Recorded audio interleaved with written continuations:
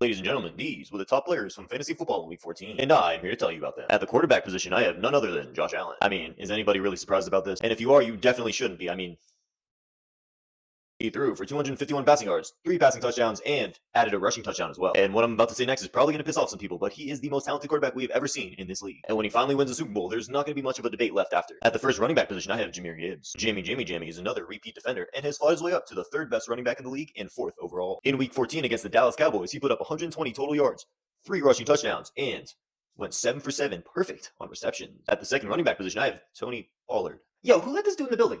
Against the Browns this week, Tony Pollard put up 161 total yards and 2 touchdowns. And trust me, I am just as shocked as everybody else to hear that he was on this list because he has been terrible since like the beginning of the season. At the first wide receiver position, I have Michael Wilson. And although the Cardinals got clapped by the Rams, he had a very good game. He went 11 for 16 on receptions for 142 total yards and 2 touchdowns. Putting up 38 fantasy football points against the Rams is pretty special until you realize that nobody else got any type of points. At the second wide receiver position, I have my GOAT, who played in the same game, Puka Nacua. He went 7 for 11 receptions for 162 total yards and 2 touchdowns. And if you watch the game, you would know that he scored 2 of the toughest touchdowns I have ever seen. That boy big. And now my Pookie Bear is at number 2 wide receiver and 12th overall. And 12 also happens to be my favorite number. We were meant for each other. Moving on. At the tight end position, I have Harold Fannin. The Browns rookie tight end went 8 for 11 on receptions for 114 yards and a touchdown. And although him and Shaboyzel Sanders absolutely balled out this week, they still lost to the Tennessee Titans because somebody decided to let Tony Pollard in the building this week, which makes no sense. I mean, he couldn't have done that when I started him.